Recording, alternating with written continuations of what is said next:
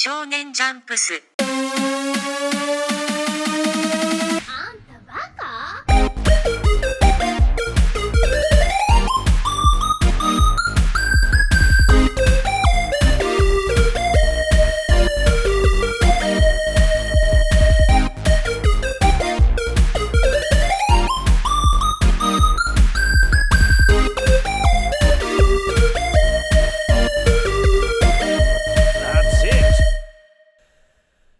Oh shit.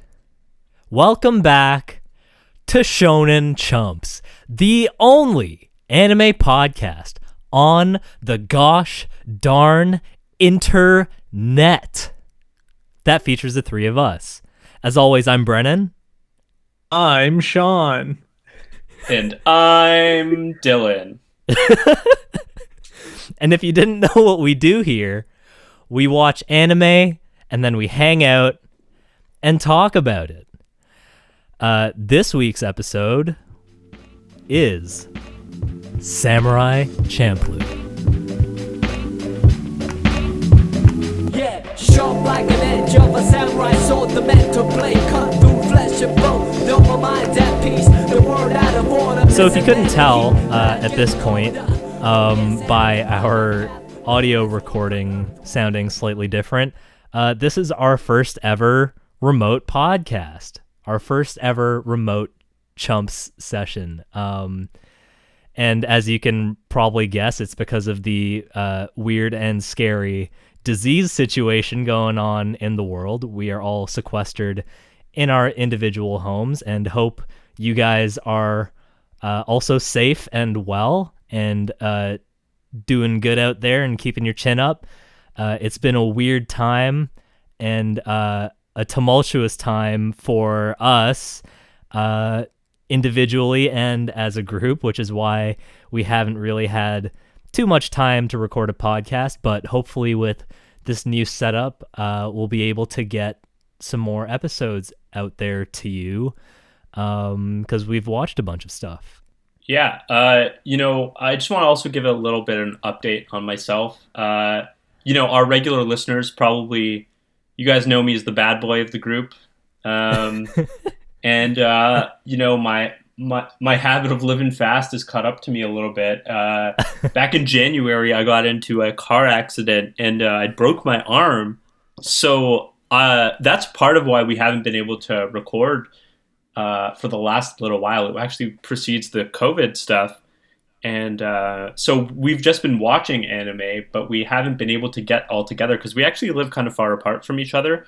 And usually I'm able to drive out to Brennan's house, but right now I'm not able to drive.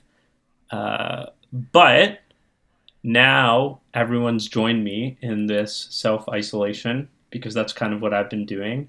And like I said, we've all been watching a lot of anime. So we're going to have a few episodes for you and hopefully can provide you some entertainment and make staying inside not so bad.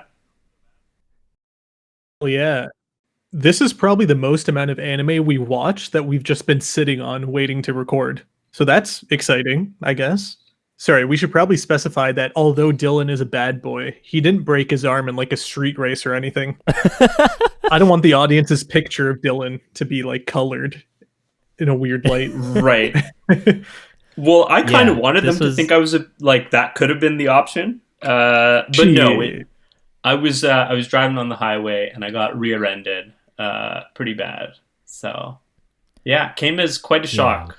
But I mean, it could have easily been street racing as well. That's something I also do. Knowing on the side. Our boy. Yeah. When you drive a Nissan Sentra, you just know that this kind of thing is going to happen to you at some point, Yeah, exactly. You drive a fast, luxurious car, you take the bad with the good. To take risks. I mean, what is a highway if not a long street? And what is a commute if not a race? The whole world is Dylan's drag strip. And if you think otherwise, you're wrong, buddy. Yeah, if you have an issue, you can come find me in my house and we'll talk it over. Yeah, I'm not that bad. We'll still talk. I'm not gonna fight you or anything, but also I'm down an arm, so boys, this is a little bit of a bummer. It doesn't feel good looking at these empty chairs that you guys usually sit in, but I mean, I guess we'll make do, right? Yeah, we got to do our best. Yep, we're gonna have to. I want you to know that I still gestured at your seats violently when I let in with the intro, as I usually do. Brendan beats us before every podcast to make sure that we are on our best behavior. Dylan, don't let them know the real reason why your arm was broken. Someone's got to keep this train on the rails. Oh, God. Anyways. Okay, so where are we at with the system? Is this the part where I say how to reach us? That we're at shonenchumps@gmail.com? Do that. Do that. shonenchumps@gmail.com or tweeted us at shonenchumps, etc. And you can listen to us on Apple iTunes podcasts or Spotify, Google Play, SoundCloud, YouTube, etc. All the places you need us to be, we are, except for title. Yeah, Jay-Z's never let that one go. But. Yeah. Okay. Oh yeah. So what do we do? What do we usually do? Explain the show in one sentence first, or what did you know about the show before we started? What are you feeling today, Sean? What did you know? But yeah, what did you feel? Dealer's choice. Okay, Dylan says, what do you feel? Okay, let's go with what do you feel? Guys, one sentence. Who usually goes first? Dylan? Yeah, I think me. I'll just say that this was ultra cool. Period. Nice. Brennan?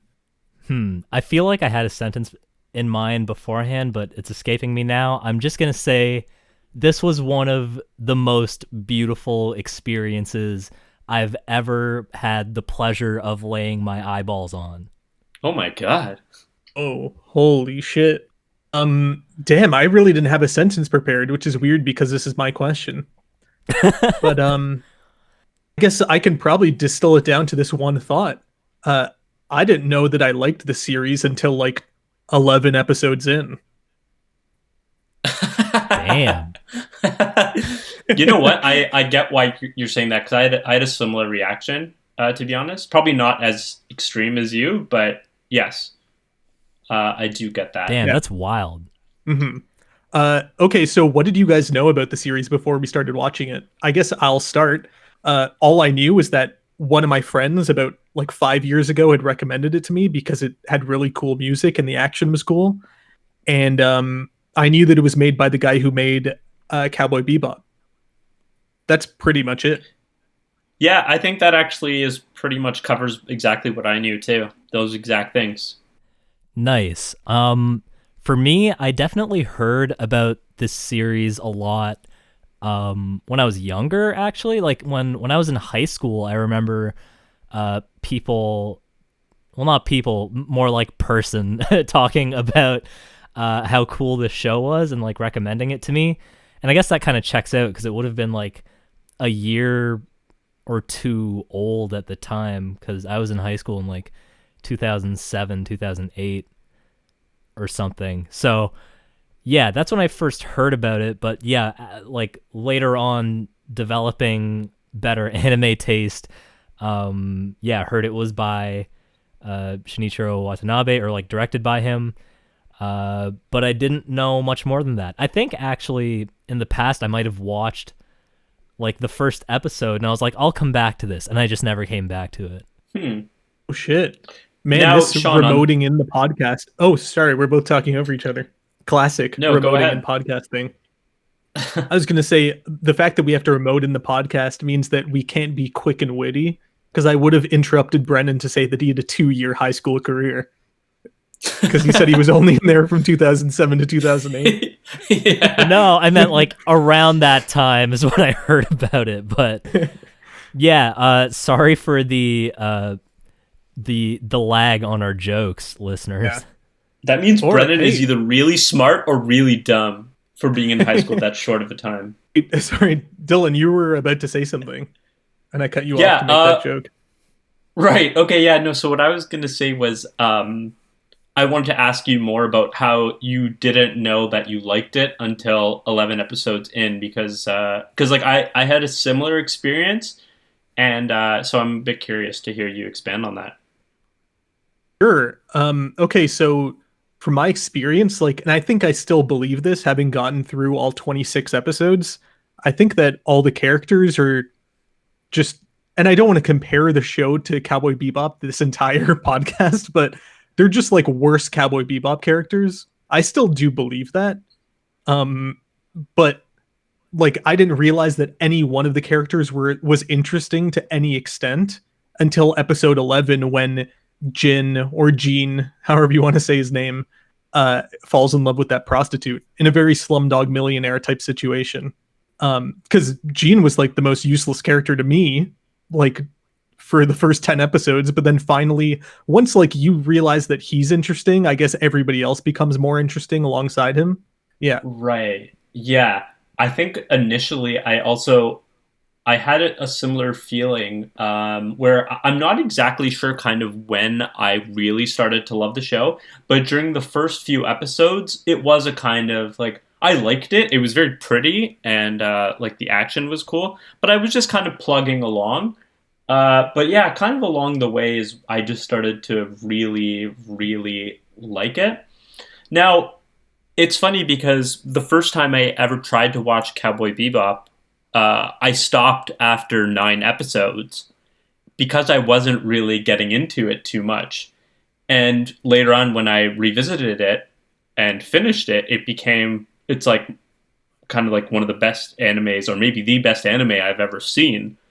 So it's funny to me that I had a similar experience with Samurai Champloo, where it took a long time for it to win me over. But in the end, I really liked it. I thought like the direction was pretty cool. Like I really liked the kind of choices that were made, like using the hip hop soundtrack and kind of the anachronistic kind of story, just kind of like messing with details and like having the characters like kind of interact with like historical events and kind of not. Like Vincent Van Gogh was mentioned at one point, like certain things, and like the Americans coming to trade with the Japanese. So interesting things like that I thought were really cool decisions. Yeah, like I definitely get where you guys are coming from, but for me it was like it was very different for me, I guess. I was sold almost immediately. I mean, I guess it's partially due to my taste in general. Like I'm like a big samurai fan. Like if you just put anything to do with samurais in front of me, I'm already a little bit interested. So I was sold on like the locale and whatever, but dude, that the first episode, it starts off with such a bang and there's so much like good action. It's just so visually delicious that I'm already like, okay, this is high quality. Like this is anime with a capital A. So I'm just going to sit back and like not judge it too severely yet. And I'm just going to let it ramp up. And to be honest, like I definitely get what Sean was saying when he said that the characters kind of come off as worse Cowboy Bebop characters, but like where I see it kind of differently is like there's obviously going to be some overlap because of the whole, like the fact that it's like cowboys and samurai. It's kind of this whole air of like being a kind of lonely drifter, badass type of character. And there's only so many directions you can take that without being too far out of the genre. Like when you compare like, I don't know, like old samurai cinema and like spaghetti westerns and stuff, there is a lot of crossover in certain character attitudes. And I get that, but I felt like they were diverse enough that I didn't make that comparison right away. Like maybe later on in the series I was like, oh, like there are some sort of existential themes, kind of the way Cowboy Bebop went about it, but I didn't necessarily find them overlapping enough that I would make a direct comparison between one and the other. But like obviously there are so many characteristics of Watanabe's like direction and like just how the narrative ends up playing out, that like it is hard not to make those comparisons. But yeah, it didn't really bother me, and yeah, I was pretty sold from the beginning, to be honest. But yeah. Yeah, I think that's a good point to bring up. It's like when you watch a Quentin Tarantino movie or a Wes Anderson movie, like it's them, like it's their style, like their auteurs.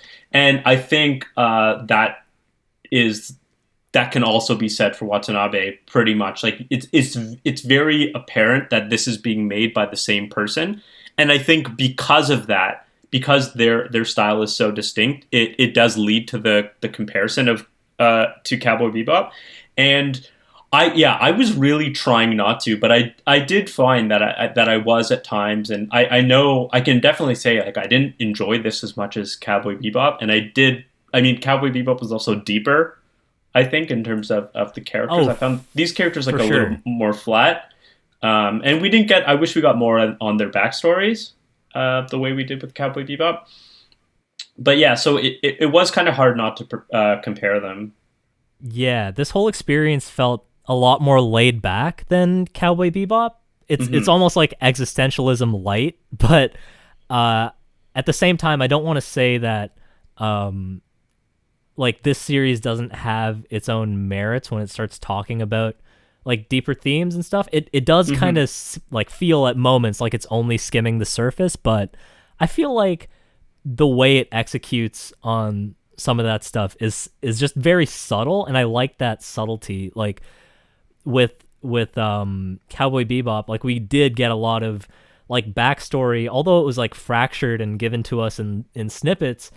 We did learn a lot more about these characters, so we got more attached to them. And this was a bit more, scattershot, but I kind of like that in a way, because I wouldn't want it to be the same thing, Yeah, you're right. I think that, like, I definitely do like this show.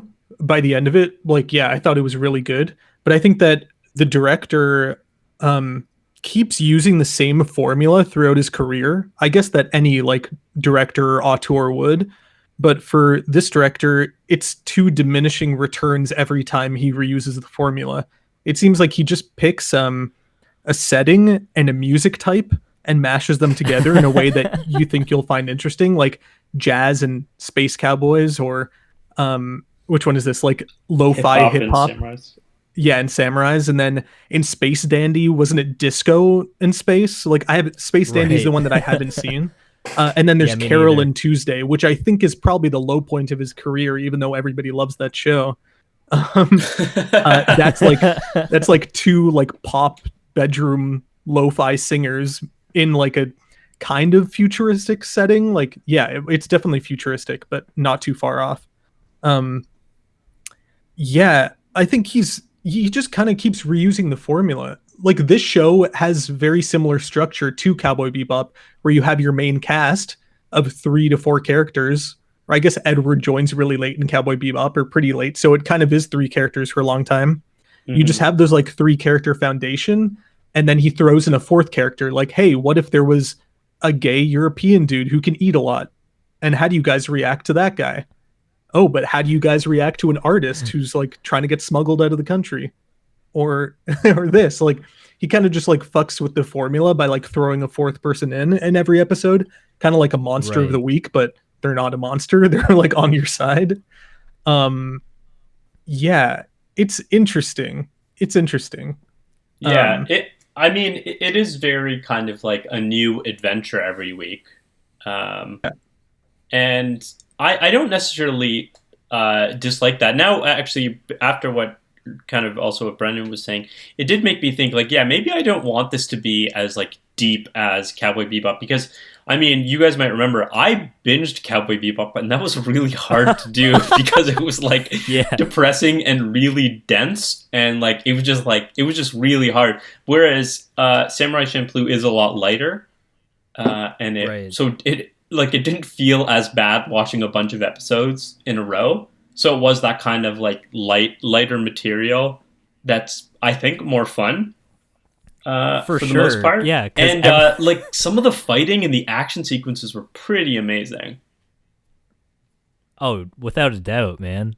And yeah, that's the thing. It's like Cowboy Bebop had that same sort of episodic thing where it was like a different scenario every episode. But the thing is, it always boiled down to misery. Like it always got so heavy, which is why it was so hard to watch like back to back to back to back. Like you really had to space it out. But I gotta say, with Samurai Champloo, I was really like looking forward to each new episode. In fact, to the point where whenever there was like a two-parter, like as soon as the episode started and you got the title and it was like something something part 1, I'd be a little disappointed because I was like, oh fuck, like now the next episode's not gonna be like a whole new thing, because I was really sold on just the sheer variety of like hijinks and just shenanigans that they can get these characters up to and still make it like either meaningful or funny or like have a bit more character development. Like I really enjoyed that whole aspect. Yeah, actually, the other kind of good thing with this is that I think setting matters a lot more in this show than it does in Cowboy Bebop. And given that it's set in the past and during the Edo era, like like we said, it kind of interacts with history in kind of a different way. Like some things are just kind of, adapted or whatever, or like changed or didn't actually happen. But it was really cool kind of getting snapshots of Japan throughout the series and like different parts, like following their travels. And like they did make a note to say kind of like what city they're in now. And like often there was the narrator at the beginning kind of saying like, oh, now we find our heroes in like here or whatever. And like sometimes I would one time I think I actually looked up where they started on Google Maps where they were going, because I was like, how long is this walk? And it turns out very long. Very long they is traveled, the walk. Like all the way west, right? Like all the way down to the bottom of Japan. Yeah, exactly. Because I was just like curious to see kind of how long it would take. And then when I think a couple times when they said like, oh, they stopped in this city, like I was just kind of like seeing like, oh, that's kind of interesting.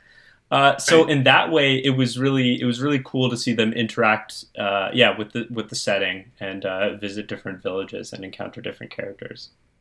Right. I think this is the only time that the directors made a show that exists in the real world. Mm-hmm. I mean, Cowboy Bebop has Earth in it, but it's not really Earth. And I think with all those shows where he gets to like invent his own environment and invent his own setting, they use the type of currency that's called wulongs or whatever. Oh yeah, right. Yeah. Yeah, like you see that carry over, I think, between Cowboy Bebop and Carol and Tuesday, which is kind of interesting. That's very it's like funny. a shout out to himself. But yeah, it was interesting to see like real places, I guess, quote unquote, real places being depicted in the show. Yeah. Right. Yeah, because like they do take parts of history and bend it a bit here and there. How did you guys feel about being in the middle of a fight scene in the show and it just like doing a record scratch and just like rewinding segments? I thought that was pretty dumb, but I guess what they're getting at. Like, I get it. Yeah, I think initially it was a bit jarring. Like the first time it happened or whatever, but then I kind of started to like it because it was the kind of style. I think some of the first times they did it, it felt a little heavy-handed. But then I thought it was a bit more subtle later on. Or maybe I just got used to it. I'm not sure. But like I was like okay with it. I like the risk. I like the risk they took. Honestly, like I think one of the earliest times they did it, like I think they were like forwarding and rewinding over like a little like a frame that showed a street, and it like zoomed into the future, and like you saw a bunch of people with like boom boxes and like normal clothing and shit, and then it zoomed all the way back and people are in like kimonos and stuff. I thought that was really cool, actually. Yeah, I remember that. I think that must have been in like the first episode. I loved that. That was super cool. I mean, like during the fights, I was like, I don't remember how I initially reacted to it, but like in hindsight, I don't think it was that bad. It was just like it was cutting between different, like it was between Jin and Mugen, who were encountering different people of the same family in that first episode, right? Yeah. Because it was like the governor's son or whatever, and then the governor shaking down like a local, and then they were both in separate fights with the same people essentially. And I don't know, I feel like it is a little heavy-handed, obviously, but I think just to sell the shtick, it's a cool way to cut between two characters who are essentially doing the same thing anyways.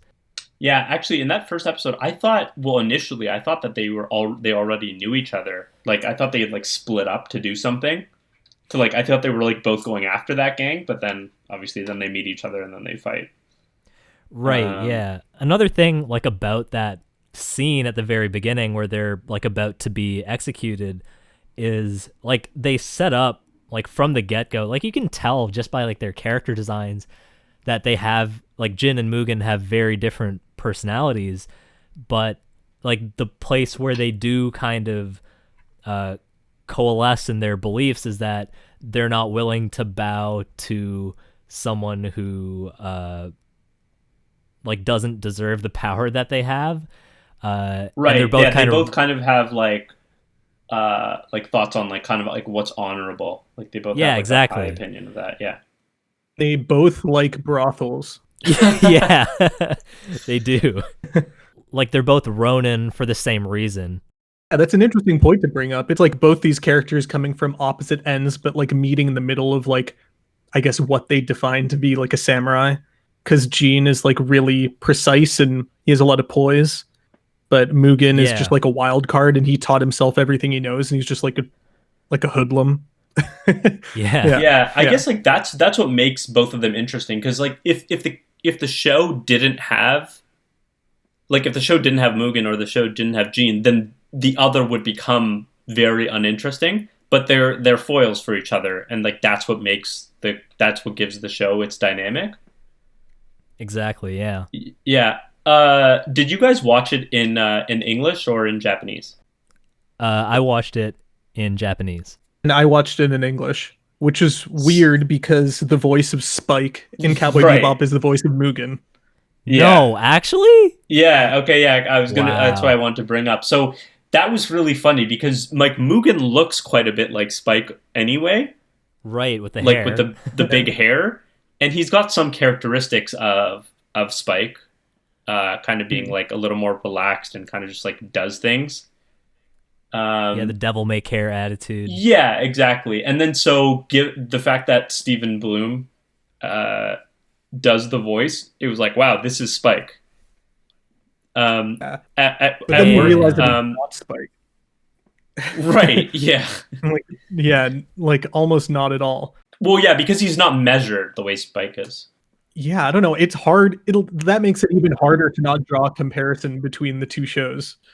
Yeah, exactly. I had a friend at work who had already seen the show, and he asked me like, "Oh, which of the guys I like more, like Spike or Jean?" Jeez, Mugen or Jean. And like immediately, it was like I'm more drawn to Mugen just because he was familiar, like the voice and the appearance. Damn. And I guess that was early on before their kind of characters were fleshed out. Because I do think Sean's right. Probably around episode 11 and onward is where the characters are actually a little more fleshed out and more interesting. Mm-hmm. Because episode 11 is the one kind of, yeah, like Sean said, where Jean falls in love with that prostitute. And then episode 13 and 14 are a bit on Mugen's past, where he meets that old like pirate gang that he used to be a part of. Yeah. And so we get a bit more of him on there. The second episode, I just want to say the end of I didn't really take many notes, but the first time I took notes was in episode 14, which is the second part of this story. And music is just like the star at the end. There's like this crazy big drum roll when Mugen kills the dude who's an accomplice to that girl. Yeah. And it's so sick. It's like this crazy drum roll happens and he kills him and then he just keeps walking. And I'm like, damn, dude, I am hooked. Dude, that kill shot was amazing too. Like, fuck. They put like 20 frames into like 0.1 seconds. Yeah. Of swordplay. It was, that was like ridiculous.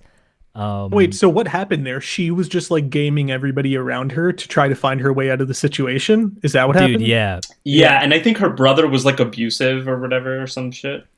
It was your typical Revolver Ocelot triple cross Right. and she was trying to come out on top in that situation at the expense of everyone, Mugen and her brother included. But like, yeah, that's the thing. Her brother was abusive and controlling and not. I think was trying to sell her off to that guy, that accomplice guy. Yeah, yeah. But then she was they like, I guess struck she a deal privately went amongst to the themselves. accomplice. Yeah.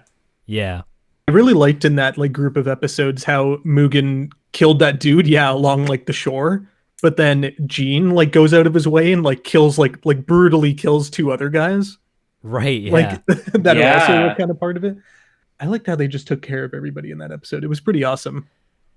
Yeah, it was cool. And it does kind of also like it did lend itself to kind of showing how they have started to grow to care for each other a bit more. Because when they think Mugen is dead, like Gene does get pretty upset. Right, yeah. And yeah, it's like he kind of loses his composure a bit. And then when he eventually meets Mugen afterwards and is like, oh, I killed that guy because I thought he killed you. It's like, oh shit, they kind of care, huh? Interesting. Even if they are going to mask it by being like, I was the one who was supposed to kill him or whatever, right? Right, yeah. Yeah. Yeah, I definitely played back that scene of Jin killing that girl's brother because, like, that was also very beautifully animated. I don't really Yeah. remember it, but I remember playing it back 2 or 3 times because it was sick. Yeah, Yeah. 100%. Yeah, also, yeah, the music was crazy in that scene. I feel like there was like a couple episodes before episode 11 that definitely stood out to me. I think one of them was the one where Mugen fights the heretic swordsman, or the guy who has sword knowledge from China, and he comes back and is challenging people and just killing dojo leaders because he can, essentially. Oh, yeah. I thought that was pretty cool. Mostly because it sounds like a plot line from Blade of the Immortal, which is essentially it does have that plot line in it where it's about like the sort of formality around Japanese swordsmanship and the fact that this guy found like a way to become stronger, but that was his downfall essentially because no one accepted him and everyone thought he was like a heretic for using a sword style that was completely different. And like the only person who's actually a match for him is someone with an unconventional sword style, which is Mugen. Right. Yeah, that's an interesting thought. Yeah, and like the fact that up until that point you saw Mugen being like this crazy brash dude who like is way too OP for literally anybody who he's fighting. And like up until now he's just like sliced and diced through all these people like no problem. He finally hits a wall and it's like, oh, there's a challenge here. And then that's reflected in Fu and Jin, who are like, they're staying like, I think at the time they're all staying at this guy's like former master's temple, I think. Yeah, that's right. And yeah, and like they're all like actually worried for him. And like I think when Mugen goes to fight him, Jin is like, don't forget, I'm supposed to kill you or whatever. And yeah, that was pretty interesting character development at that point too. How did that one end again? Mugen wins. I think he just owns the guy. He like stabs him with like Mugen like a tiny faked dagger. something, right? He pretends to be like hurt or something, so then the guy gets close and then he pulls out his little sword. Yeah, it's pretty like hectic of a sequence. Like it doesn't very clearly show the guy getting stabbed or anything, but Mugen does win that one. Yeah. Yeah, that's like cool. the fight that's like it ends like under a bridge kind of, right? That's the one. Yeah, it Yeah. ends under a bridge, right? Yeah, Yeah. actually that reminds me, well, I mean, just now that we're going back, I just remembered the episode 9 is like kind of showcases like the goofy side of this show where like, because everyone gets high at the end. It's like, the weed episode, yeah. yeah. Right. And it's like that was the one day where everyone was able to pass through the checkpoint, like no problems. Right. Yeah. What's weird about that is that told that one.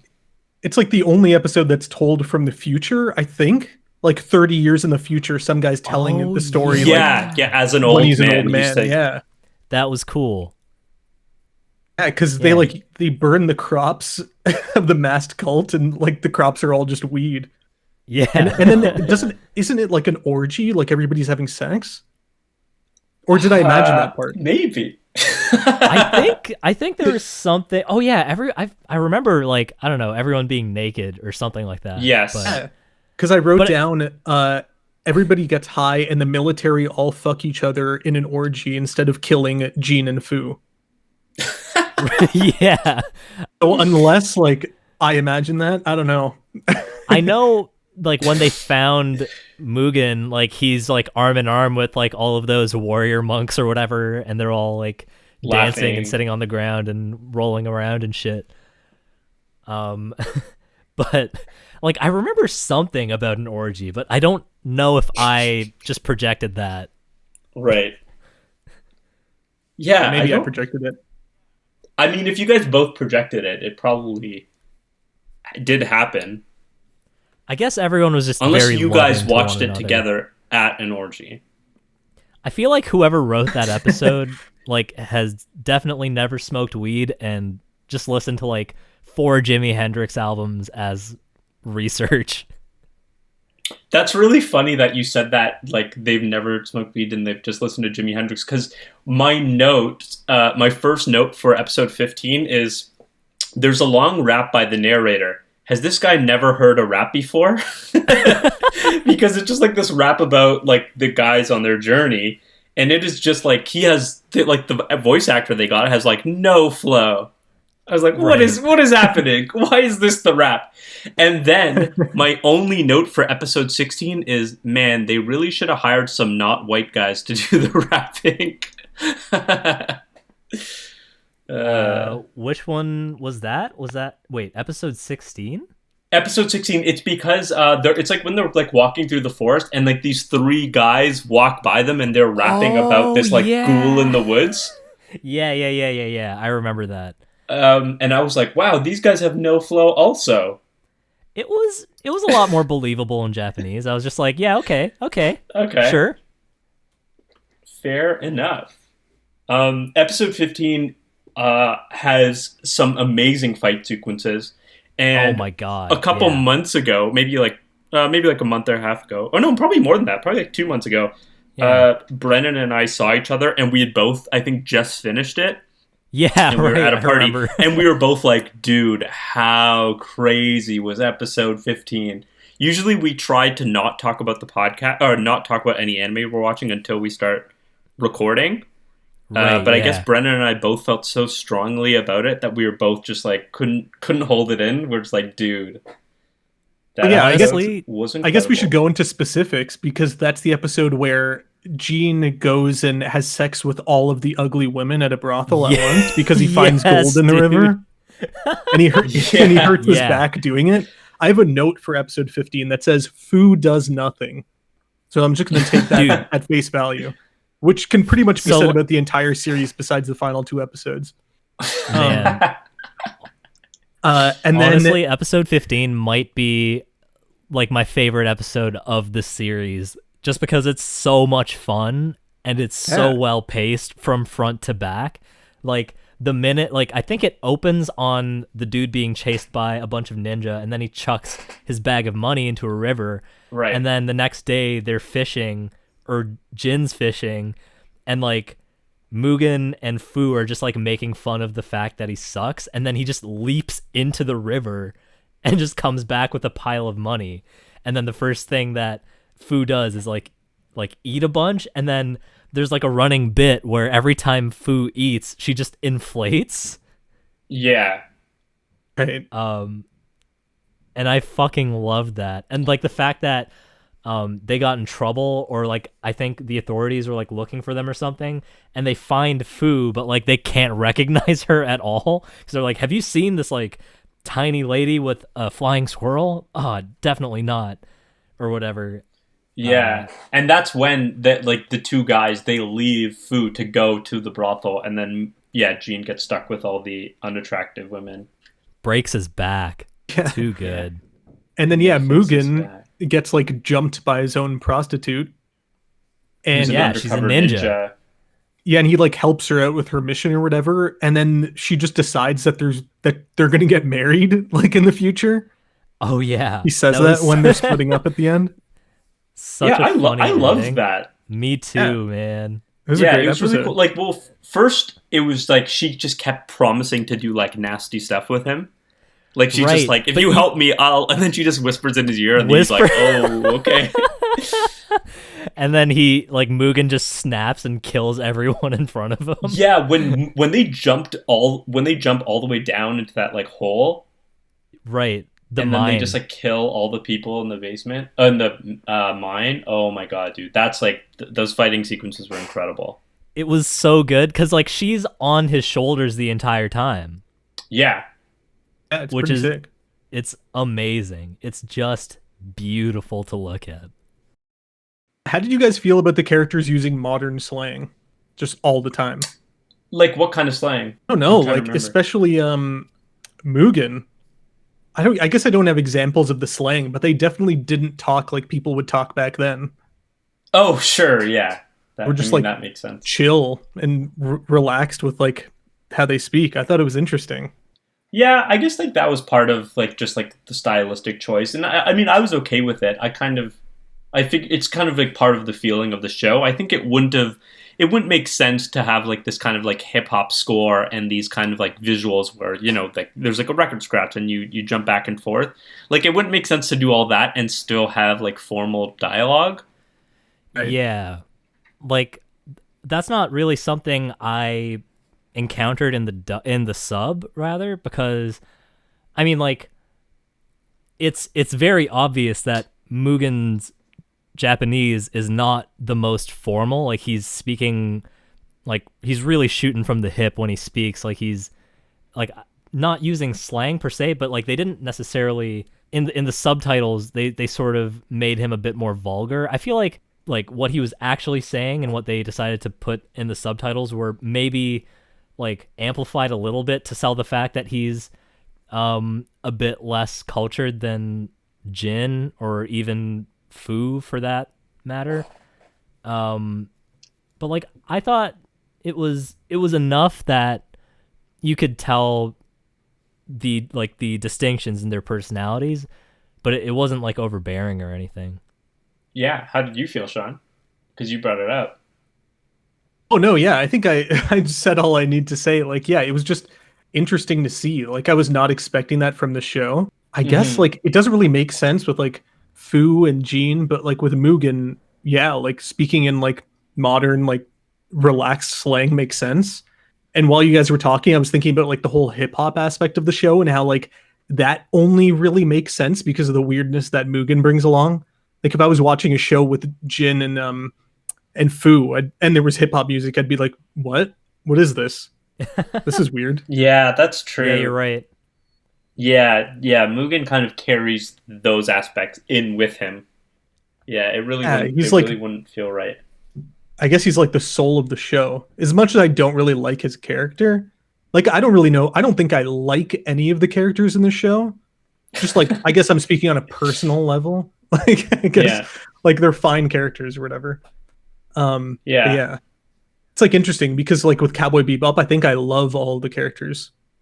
Like I Yeah. truly love them. Right. I don't just like them. Yeah, I guess I'd agree with that. Like, even though I think that this show is, like, as I said, kind of, it's like ultra cool to me. Like, it definitely doesn't elicit the same emotional response from it, and I don't feel as strongly about the characters.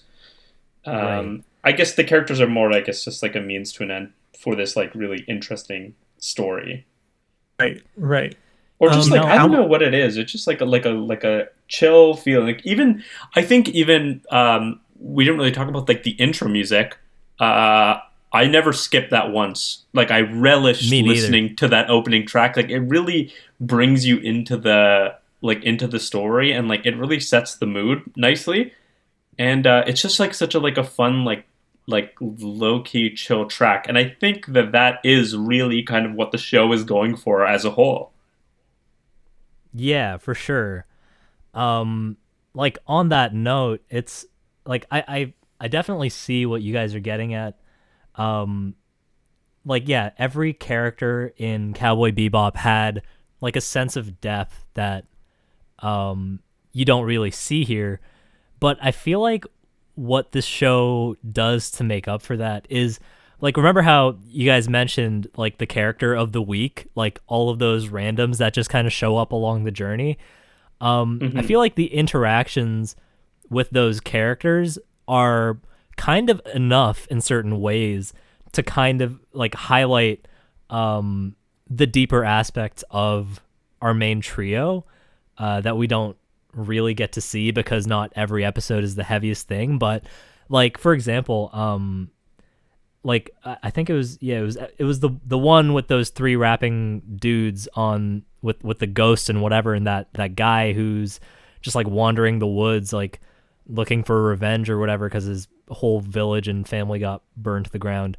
But like the way Mugen interacts with him, like because they initially start fighting and then there's a point where he's up in a tree and then him and Mugen are talking and like he kind of gives Mugen the rundown on his life and his story, and then like you get like this little bit of insight from Mugen that you don't usually see because he's usually so flippant about everything, where he kind of like he says to the guy like, oh, sounds to me like you've been dead a long time, and the guy's kind of like, huh, yeah, I guess you're right.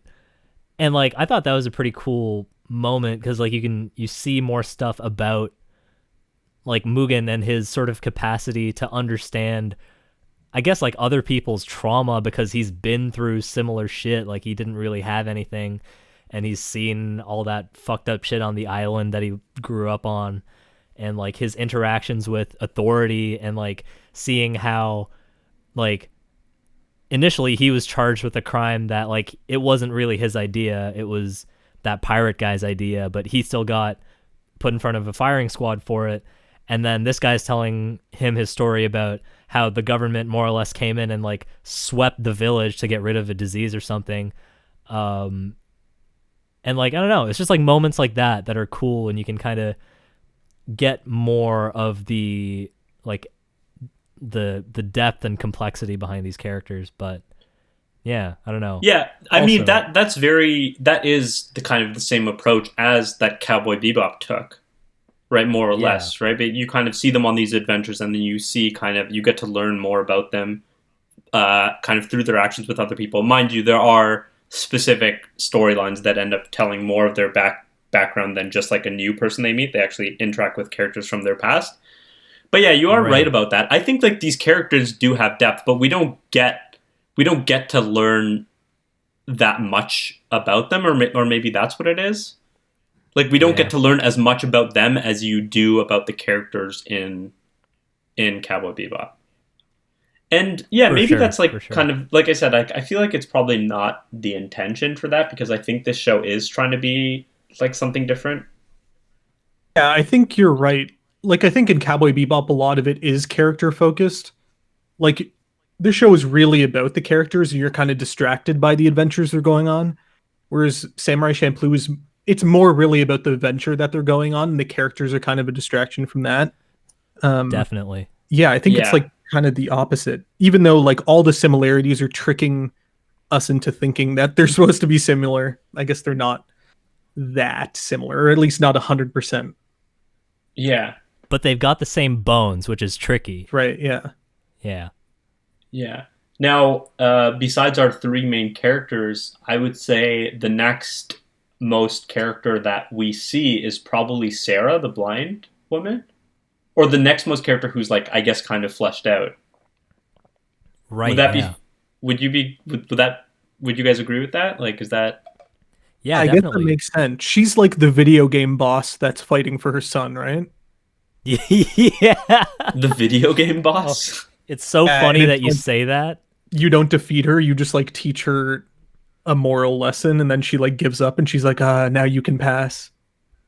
Right. Okay, yeah. Oh, yeah. Well, I took that much more literally because like, I don't know, I like very recently I played a video game that some of you may be aware of called Sekiro: Shadows Die Twice, and it's set in feudal Japan. And this character Sarah uses a spear with like 3 prongs, and there are a couple characters in that video game that fight exactly like that.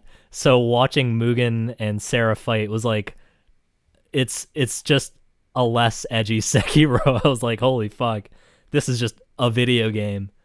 Yeah, that makes sense. Yeah, I liked her. It was interesting seeing how she interacted with each of them. Right, yeah. Like Mugen kind of falls in love with her. Yeah, that was interesting. It's because like she can't see, so she relies on her other senses, or that's what like the show tries to kind of get across. And her impressions of each of these characters are like almost different from like the way we might see them, which is why she sees like this sensitive side of Mugen that she's attracted to. Yeah, but it's interesting. Like, I don't know, is she a video game boss though? Because in the end, she's like someone who's being blackmailed, right? Yeah. I mean, Yeah, that kind of stuff but it's just a happens feeling, in video I games guess. as well. Yeah. she definitely felt like a boss, like the boss before the final boss, which is kind of fitting because it was like relatively near the end of the series, right? Yeah, well, that actually makes sense because the reason why that other guy, what's that guy's name? Kagatoki or something? Kagatoki. The God Hand, the Hand of God, like the really good samurai or whatever. Yeah, him. Like, the reason why he comes is because they're like, whoa, they beat Sarah? Like, I guess maybe there'll be a challenge for me. Right, yeah. Oh, yeah, right. I forgot about that. That's his reason why. He's just gardening in the meantime. And Yeah, that was like confusing for me because he was gardening around flowers and I thought he was the sunflower man. Yeah, me too, Right. actually. Like, initially I was a little bit confused. I was like, oh, is this the person they're after? But then, like, he's like, okay, I'll go kill these guys. And I'm like, oh, I guess not. And so, like, near the end of the series, when Fu gets on that boat by herself and goes towards the island where she thinks she's going to find her father, I thought, like, what, her father's, like, already on the shore. He just doesn't want to be noticed or whatever, or Fu doesn't recognize him because he's, like, 20 years older or 15 years older by now. And he's going to kill her two, like, best friends. Right. I thought it was, And like, some they weird, really sell that. Yeah, I thought that's what they wanted me to think. Maybe they did, or maybe it was just, like, sloppiness. I don't know. Yeah, I don't know. I think by the time he was on the shore, I think I knew that he wasn't the Sunflower Samurai, or I didn't think he was anymore. But I wasn't sure if we were actually going to see a Sunflower Samurai. Like, I thought that was going to be something that maybe we just, like, you know, it's kind of left up in the air. Right. But actually, that reminds me, I did find the plot a little bit confusing through this part. So, I mean, the first time we get a clue as to where the Sunflower Samurai is when Fu shows that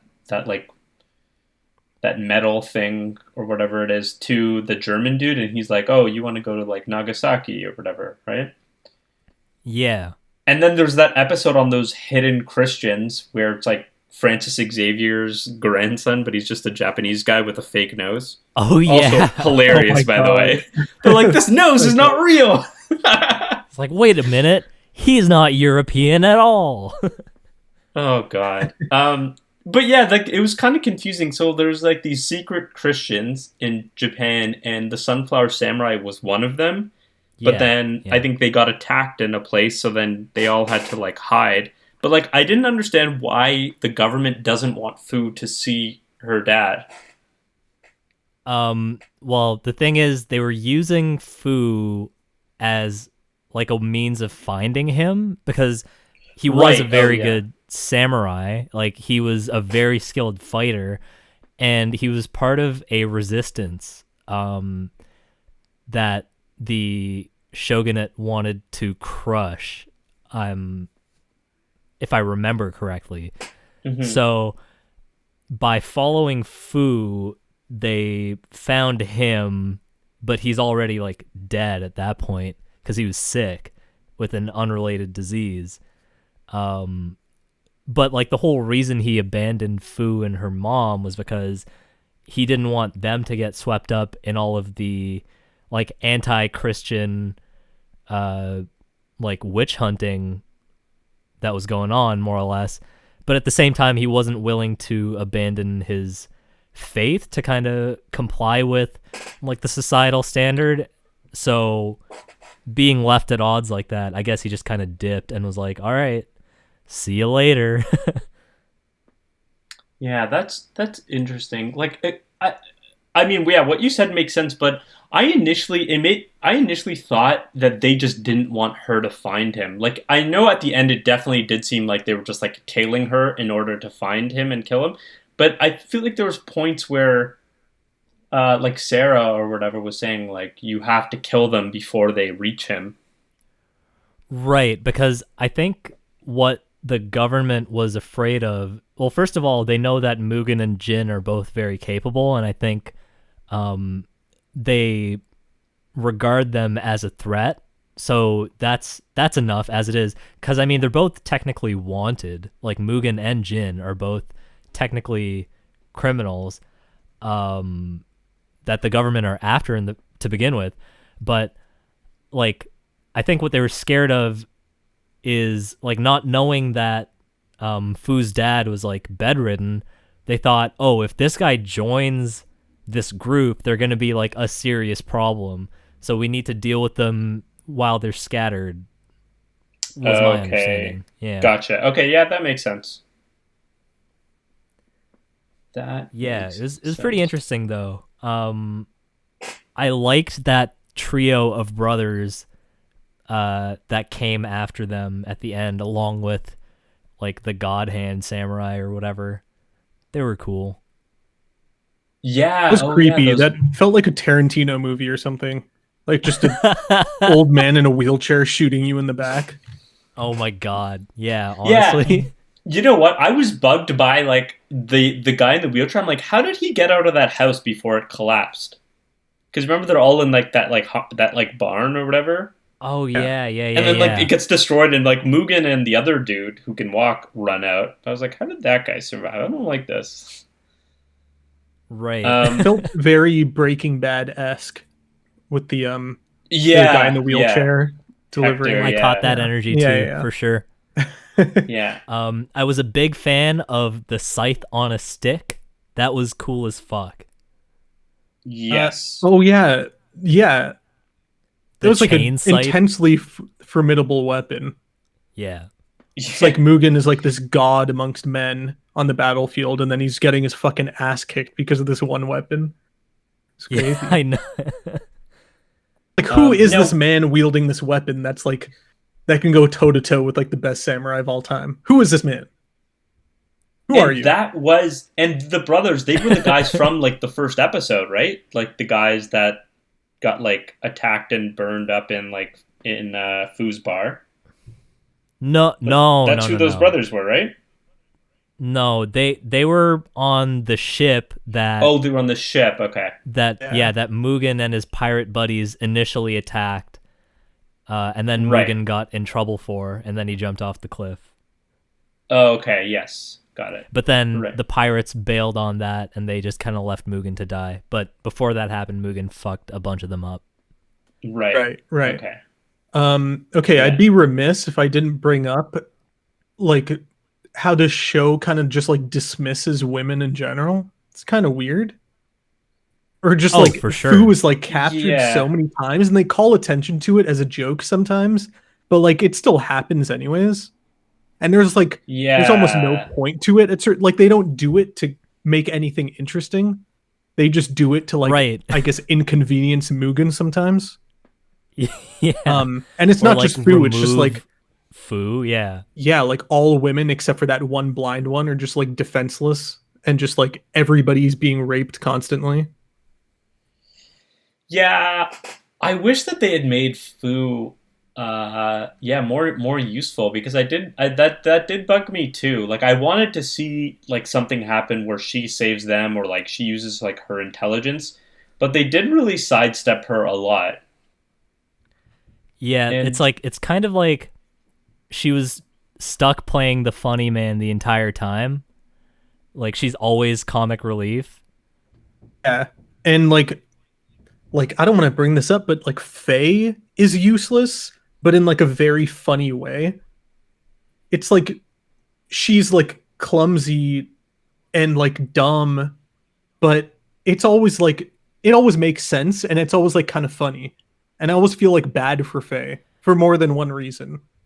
Yeah, Faye is and I mean, definitely you more also charming. see Faye do things Yeah, like and take like, matters into her own hand and like I don't know, make certain decisions or whatever, and like not always like necessarily rely on the dudes. Like she goes off Yeah, she'll like Yeah. abandon them. And- Yeah.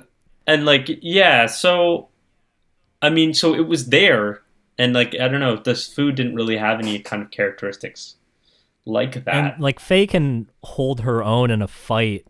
Like she gets in a couple gunfights and gets out of some sticky situations on her own, but yeah, Fu is kind of dependent on the guys the entire time, which is why like every time they split up, like they're gonna reconvene at the end of the episode or 2 episodes or whatever, but I was always kind of like, this is like, why does this keep happening when it's so obvious that like they're making Fu out to be this person who's like completely incapable of taking care of themselves.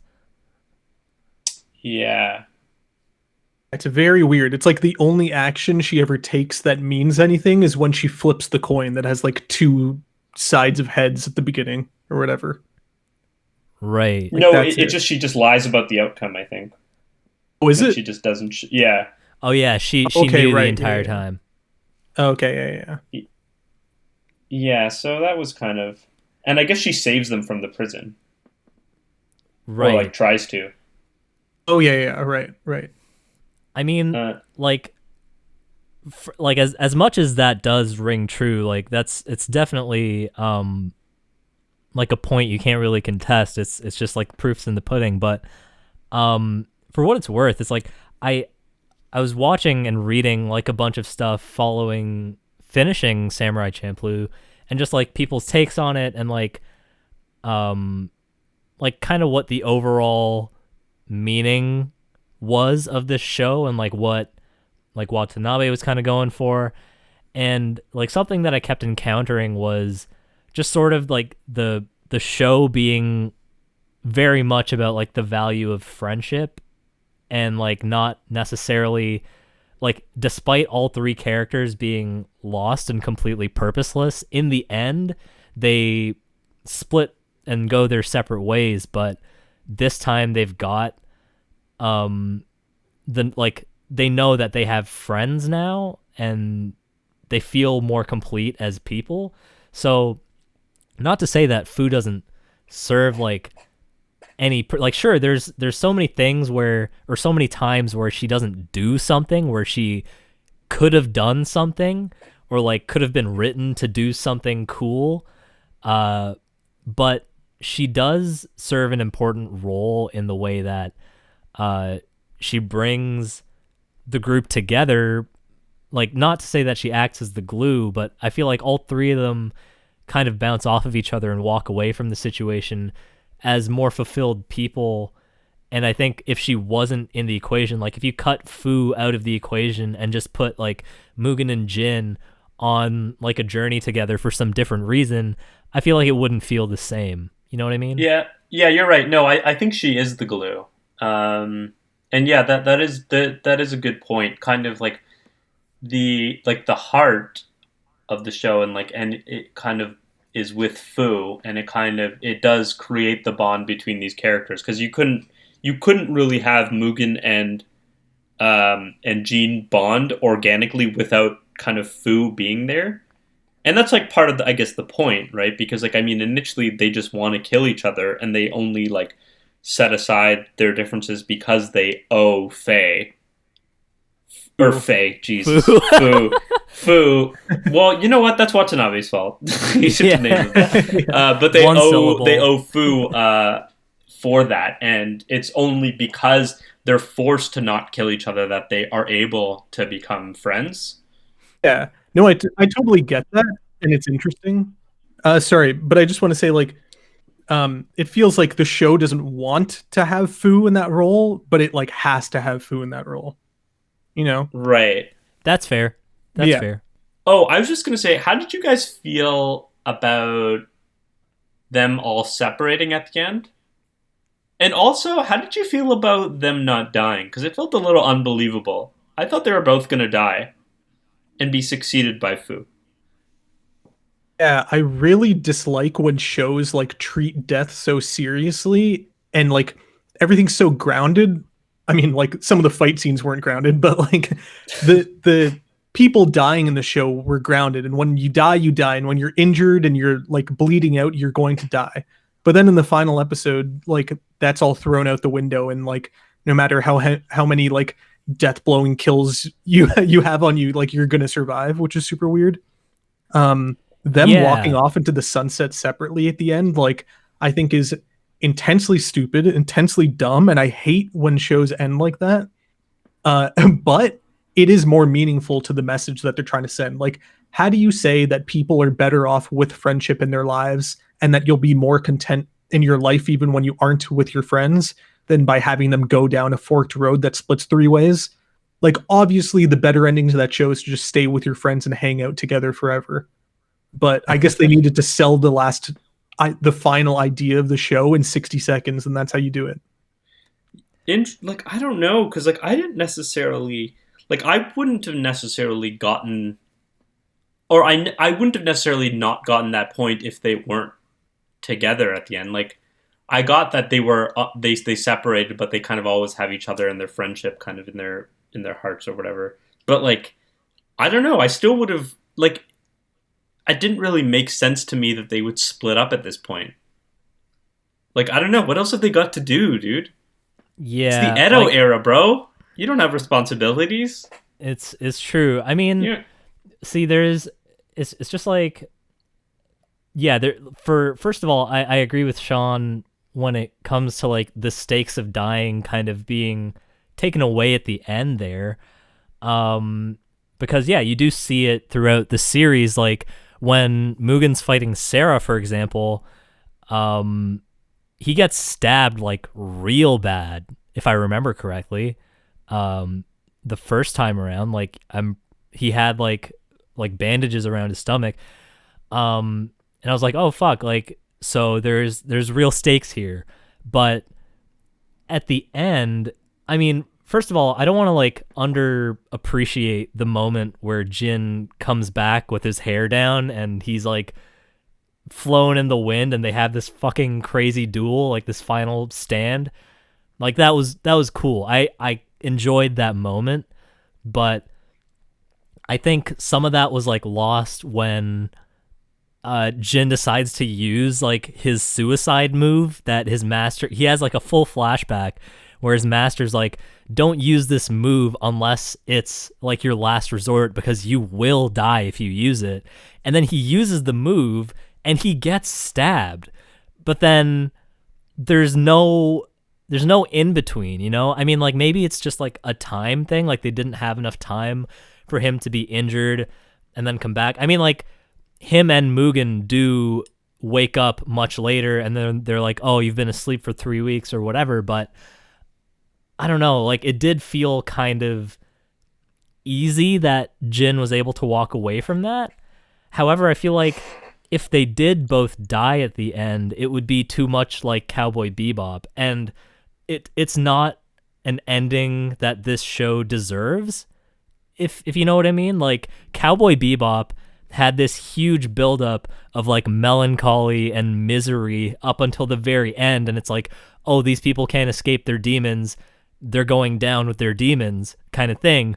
But to have that happen here when it's been such a light, jolly ride this entire time feels almost unearned. So I'm glad that they made it out alive. But I think the way they sort of addressed the entire existential element of this thing is the fact that, like, you know, they didn't stick together. Like they still dipped. So there is like a tiny, like they dipped their toes into the pool of sadness, but it's kind of like a happy sadness, which I was okay with. I didn't despise the ending at all. I was like, yeah, this is this is nice, but I don't know. That's my reasoning for it anyways. Yeah, I guess Yeah. it makes sense. And I guess it shows like the lesson of the show is not just that like having friends is good, but also like the effect that friends have on you even after they exit your life is interesting. sure, Like yeah. somebody can be in your life for a brief period of time and still have a substantial impact. Just because they leave one day doesn't mean that like all the times you had with them were complete bullshit, you know? Yeah. That's interesting. Yeah, that's a really good point. And I do appreciate that sentiment. Yeah, I didn't like that Gene used the move twice though, like that like you will die move, because then it makes it seem like he died once because he like falls into that water. He uses it twice. Oh, I thought he only used it on the hill. Oh, okay, because Dylan, I think he thinks because about it in- once, in- but then he yeah, uses because it the second time. on the dock he says I only have one move or whatever. Oh and, yeah. like Yeah, it makes it seem like he uses that move because it makes it seem like he dies there, and then they don't show Right, him for right. like. But yeah, I guess he uses it twice. But yeah, I think I would have liked to have. Maybe he just uses it once. But I think I remember what you're talking about. Like he thinks about the move twice. The first Yeah, time that he thinks and then about you it, s- he doesn't actually use it. He just does one of those classic like cross slashes with another samurai, Yeah. and then I Yeah. guess pretends that he's dead and falls into the water. But when we But see do you him think use he the pretends he's dead?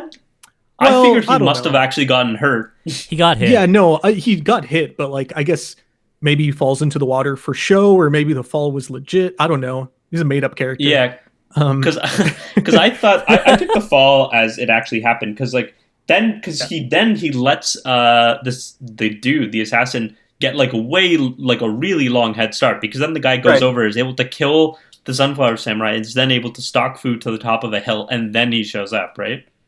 True. Yeah. So I took yeah, it maybe as he was that just he drowning used for the a move. bit. Yeah, I thought he used the move twice, and yeah, just like I didn't like it said, like it was like you will die if you use the move, but you'll kill your opponent, and then he doesn't die. I would have liked to have seen him more significantly injured, or like I would have liked to have seen one of them get take an injury that was permanent after Right. those Like, battles, like whether it be Mugen or Jean. It would have been sick if like Gene wakes up 3 weeks later and he's like, I can't digest food. Because like he just eliminated like his small intestine or something like that. Like that'd be Right. awesome.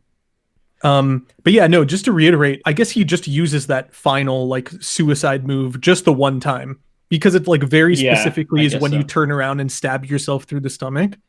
Very Right. Oh, is Yeah. that what it is? Metal Gear Solid You 4, stabbed yeah. yourself through the stomach?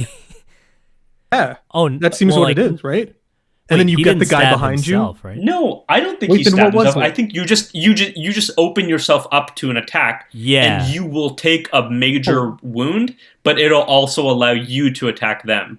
Okay, yeah, like yeah, yeah. So it's like leaving he got yourself stabbed through the unguarded. stomach. Right. Yeah. God That is Hand Man more got him badass, through though, the back. Sean. Yeah, That I'm would be actually crazy. taking my memories from Metal Gear Solid 4 and overlapping them with this. So he didn't stab himself, but it's like, I guess the same mentality. Yeah. Yeah. Same energy, same attitude. Kind of Yeah. letting yourself be hit. But yeah, I mean, Yeah. like that kind of like friendship, that idea, and the kind of thing that even when people exit your life, they'll be a part of who you are is good. So I'll say I I guess- like that. The show needed that, I guess, difference from Cowboy Bebop, because Cowboy Bebop is like as dumb as it is because the characters are all young, and the oldest character, Jet, who's a retired old man, is 35 years old.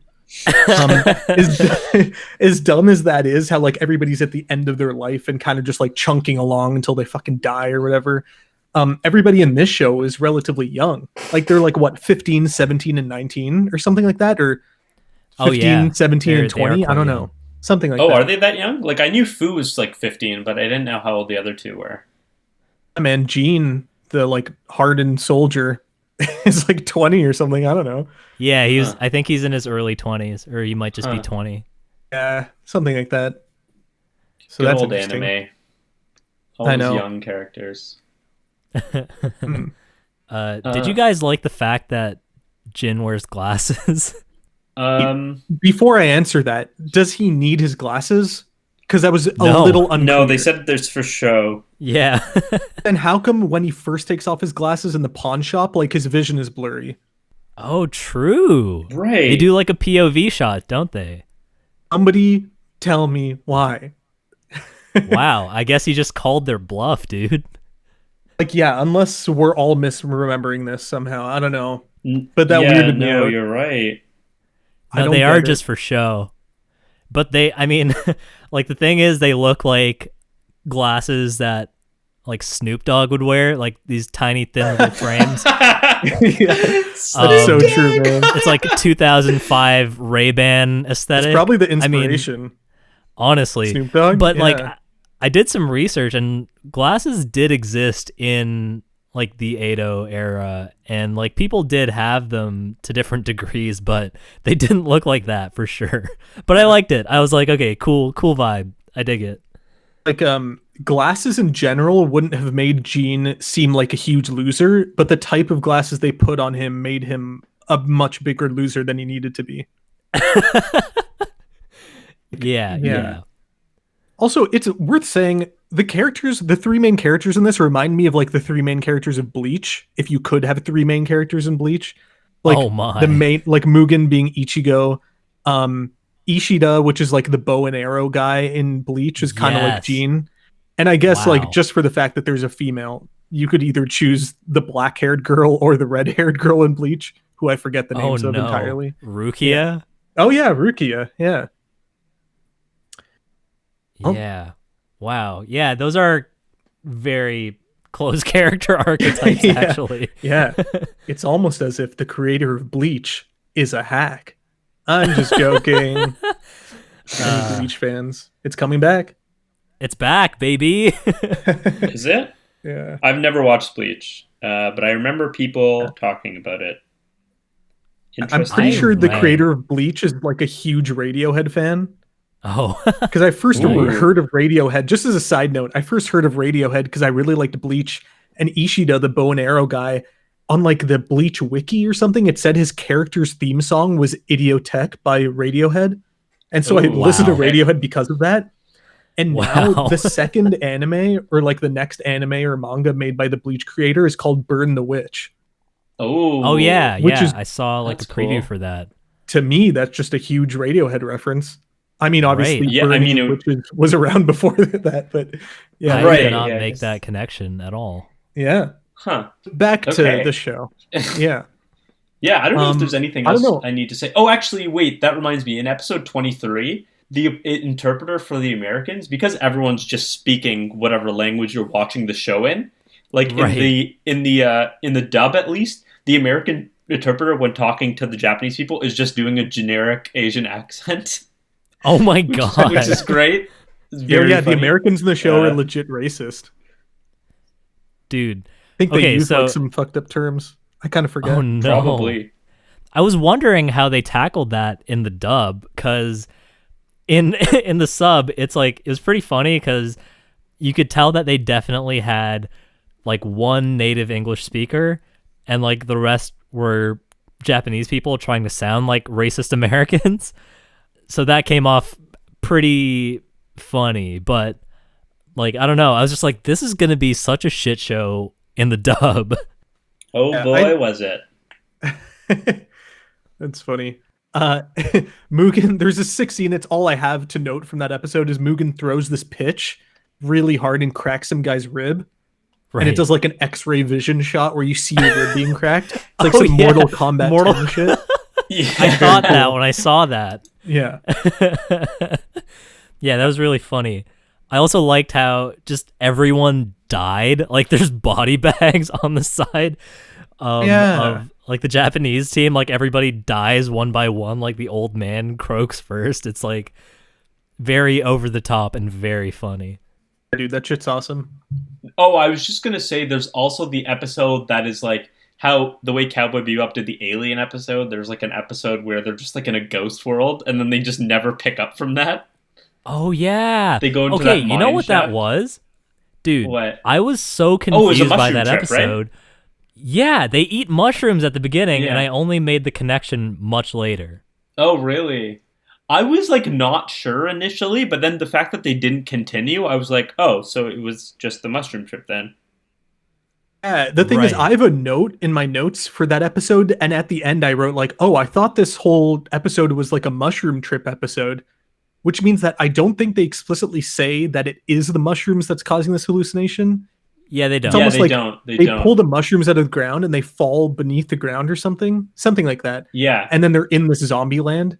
Like, are we supposed to think that that zombie land is truly real and has nothing to do with the mushrooms?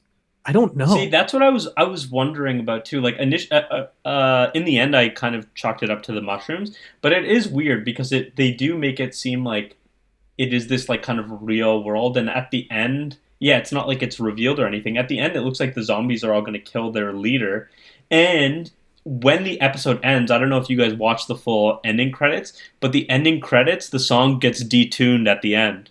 Oh yeah. Oh, I yeah, noticed It's that. really I like think I it noticed gets that. really freaky, and I was like, oh, so like it makes it seem like this in fact did happen. It just Right, felt like right. a Halloween episode, man. Like I honestly I was not a huge fan of that episode. Like there were some Right. cool visuals in it. Like the fight scenes were cool, and like the main leader guy had a really interesting design. But yeah, for the most part, when that episode was done, I was like, what?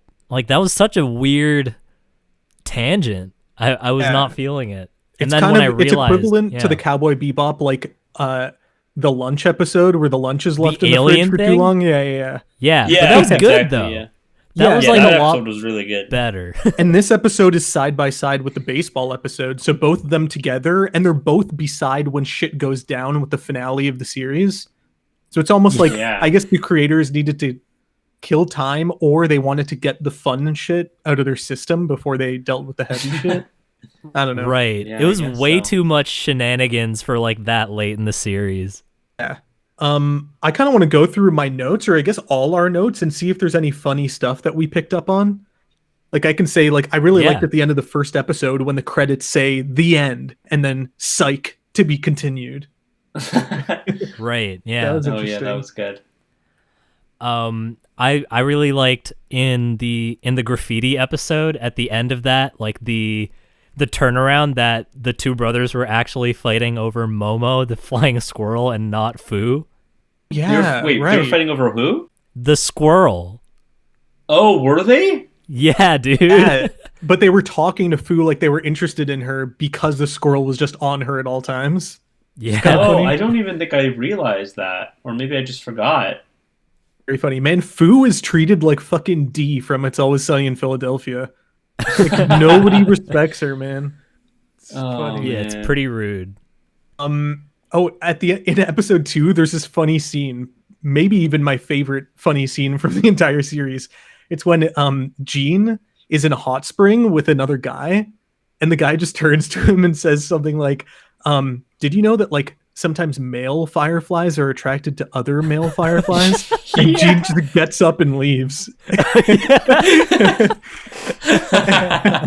Yeah, that was pretty silly. It's so funny, man. Oh god, that feels like kind of like oh, a yeah. Seinfeld kind of thing.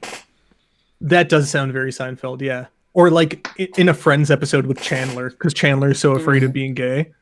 Right. Yeah. Okay, let's see. In episode 5, you meet that private detective guy who's constantly working out with his rubber sword because he's Oh my jiggling God. it, using it like a Menzo shake the weight. Saw.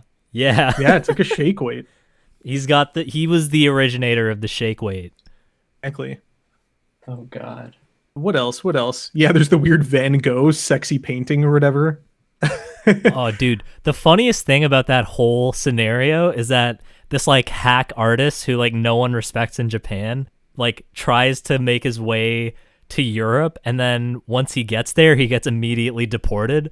But like much later down the line, Van Gogh takes inspiration from it, and then this guy's seen as like the father of that style of Japanese painting or something. Yeah, it's very funny. Oh yeah, he inspired Van Gogh's paintings of sunflowers, is what Yeah. I say, I think. Another interesting thing is when in episode 6, when they have that eating competition with the Buddhist priest Yep. or whatever, there's a Buddhist priest who has a catchphrase to hell with vegetarianism. And I'm like, yo, fuck this guy. What I the don't hell is think that? that came across in the sub. Yeah, what the hell? That's super Do they funny. add that in the dub? How dare they? Oh, I guess we never, this isn't a funny moment, but we never talked about that son who's like pickpocketing people to save his mother or whatever. Oh yeah, and then I feel like that was one of the few like Cowboy Bebop style tragic ending of Very Cowboy Bebop, yeah. like it Yeah. reminded me of A Waltz for Venus. Yes, exactly. That's the one. Yeah. In episode 8, there's this guy beatboxing into the handle of his katana. And I'm like, Oh, Yes. what part of this makes sense? dude. Microphones don't exist. I had the same thought. I had the exact same thought. Also, that guy is very funny. Like the one who's walking around trying to find like Jin and challenge him to a duel, but Jin doesn't have his glasses on at the time, I think. Oh yeah. Is that the same yeah. guy? I think it's the same guy. I think. But it's the guy who tries to hit on Fu and then sends his buddy over to talk to her, and then like she rejects him, and then he crawls back really quick and tells him, and he looks all dejected, and he's got a big Right. pompadour. Right. Yeah. I think That's pretty episodes funny. 11 and 12 side by side were when I really figured out I liked the show. Mainly because episode 11 is the like prostitute episode with Gene where he like falls in love but like can't be with the woman or whatever. It's like kind of Yeah. like dumb and cheesy but like kind of cool. Like I've seen that exact same plot in many other things. Like I said, Slumdog Millionaire. I mean, this was before Yeah. Slumdog Millionaire. But like, Right. yeah. And then episode 11 is the one with it's the recap episode with the diary. Oh, sorry, that's episode 12 is the recap episode of Yeah. the diary. Where like you're Yeah. reading the events from Fu's diary, but like she's put in notes in there because she expects the guys to be spying on it when she's away. Which is Oh funny. yeah. It's like, Yeah, by that the was way, if cute. you're reading this, you're an idiot or like whatever. Yeah, so I really like that pair of episodes. It made me like solidify that I actually like the show. For sure. I mean, like, again, going back to like Jin falling in love with that prostitute. Yeah, it is like kind of a played out storyline, but to see Jin in that situation was very, very interesting to me because like up until that point, he's like, we don't see a lot of emotion from him, period.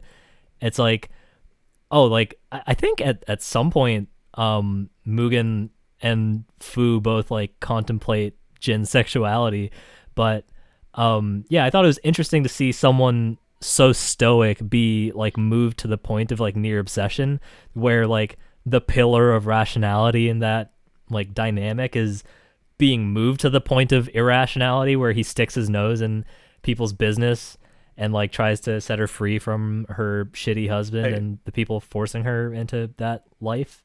It's interesting that this anime like came before a lot of the stuff that I've seen that has the same formula, but it did feel Yeah. kind of weird seeing it now, and like it kind of felt samey, even though I liked it a lot.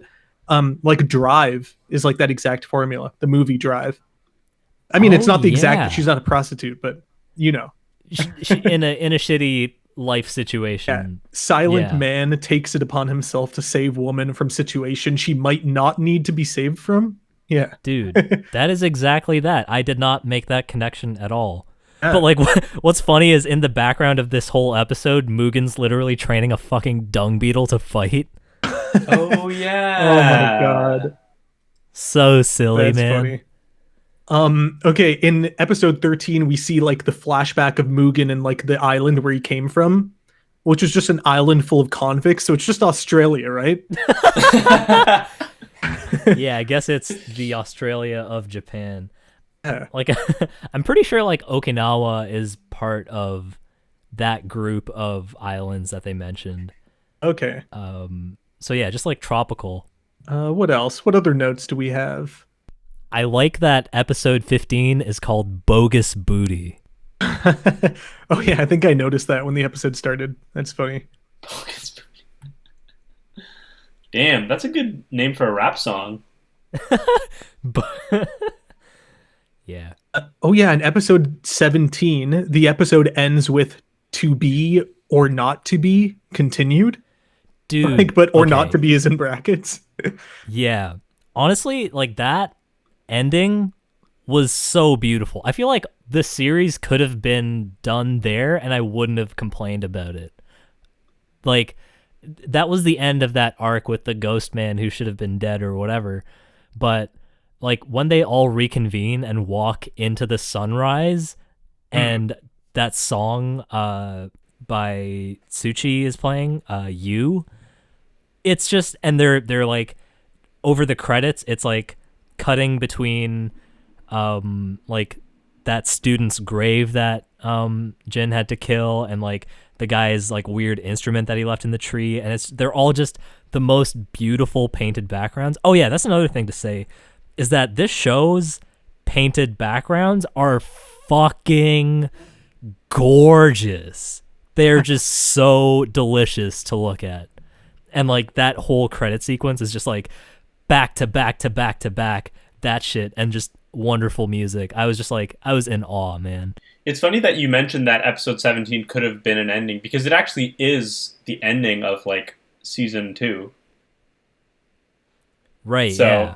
Or sorry, season 1. It is the ending of season 1. So like there was a kind of break in the broadcast of the show, of like the initial show. Like the episode 17 aired September 23rd, 2004, and the first episode of season 2, episode 18, aired January 22nd, 2005. So damn. So I guess that was a kind of it's very a special intentional ending. kind of thing, yeah. Dude, I honestly felt like that ending was more emotional than the real ending. Yeah, I mean, it was pretty... Yeah, it was quite poignant, yeah. Yeah, I could see that. But guys, let's not forget that in episode 18, Mugen learns how to read from a really mean teacher. Right. That guy's so funny. I love that guy. Yeah, that was like a really kind of refreshing, like another... That was just a goofy episode in general, right? Because that's where it had the graffiti competition as well. Yep, that's the one. And his teacher's just like it's drunk true. all the time and just screaming. Yeah. It's like calling him an idiot. It's like, oh, do you want to be an idiot forever? Learn to read, you illiterate piece of shit. Like, Yeah, that's really funny that season 2 kind of starts with that episode, Mugen learning to read, and then the next episode is the hidden Christian thing where we get like the Saint Francis grandson who's actually just a Japanese guy. So right. Season 2 starts off incredibly goofy, but then episode 20 is where we meet Sarah, and then it gets very serious. Yeah. Yeah, it's funny the way they paced that. But I mean, it worked. Like, I thought it worked. I thought it was paced pretty well, overall. Yeah, I can't really argue with the overall pace. I mean, as, like, the whole show, like, the whole spirit of it feels very improvised. Like, it just feels like it's running by the seat of its pants, and I like that. Yeah, I could back that. The zombie people in episode 22, they're looking for God, right? What a weird thing. Are they looking for God? I thought they were looking for, like, treasure or something. Yeah, but they're like talking about it as if it's God. Like, I don't know. It's weird. Right. It's a weird episode. I very vaguely remember that, but also I was kind of tuning it out because I wasn't feeling it. Yeah, that makes sense. Yeah, other than that, I guess I don't really have anything to add. Just a lot of cool battles, a lot of Jin kicking people's asses and shit. Yeah, visually, this was stunning, like absolutely stunning. And like I like the narrative and overall feel that they were trying to get across. Like, I think at the end of the day, yeah, this is like one of the best things I've ever watched. I really like the vibe of the entire thing. I feel like a lot of this was vibes. And man, were there some vibes. Yeah, agreed. Yeah. Definite I vibes. agree with that. Yeah. Yeah, that's crazy that it's like one of the best things that you think you've seen. I'd say that of the anime we have on the docket to record podcasts on, there's one that I liked better than this. And like a lot better than this. That's a tease. Right.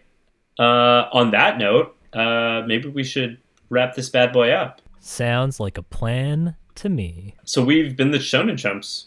We still are the Shonen Chumps. We will always be the Shonen Chumps.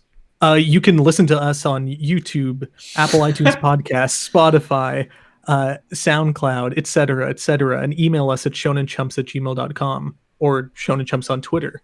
Yeah, let us know how your social distancing is going. Let us know what animes you're watching right now. And let us know what you want to hear from us. Maybe we can try to work in some more. Yeah, Some more because goodies Lord knows for we've ya. got a lot of time. Yeah. Yeah. And I mean, we want to do our part, provide entertainment for people who are staying inside, and why Exactly. not? Why not Shonen Chumps?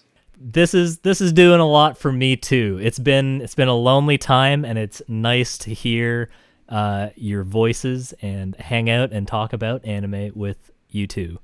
Yeah, Yeah, likewise. And you won't have to wait long to hear us again. We will be recording very soon. Hell yeah, we have a whole bunch of other anime that we've watched and stuff that we are currently watching. And yeah, again, send us your suggestions. Let us know what we should be watching in the spring season. We've already got some ideas for that, which should Yeah. be interesting. So keep your eyes on the Shonen Chumps. Eh? I got two things to say. Nice, Dylan. One of them is that one of the greatest anime of all time, Digimon Adventure, is getting rebooted next weekend. So, Oh, hell yeah. hell fucking yeah. I mean, it's probably going to suck, but at least the original was great. I'm going to watch that shit. Wait, it's Nice. being rebooted? Like the story's being retold? Tai is back from the Okay. beginning. Goggles, Dylan. baby. Yeah, everything is watch back this? from the beginning. Dude, I mean, very I'm probably beginning? just going to be watching it. It's fully rebooted, yeah. Oh my god. In characters, but again. I think I Very heard you down. talk about this, but I thought it was just like a new thing. But if it's a reboot, It is happening again. okay. There's trailers, man. It looks Alright. legit. It looks legit. I'm intrigued. Yeah. Yeah. Also, if any of our other fans are saddened by a recent cancellation of an anime expo, leave a comment. Let us know, because I'm sad. In Toronto, we used to have this convention called Anime North, which is now canceled because of the state of the world. Yeah. And that sucks. It's a real bummer, but we'll get through it and everything will be good.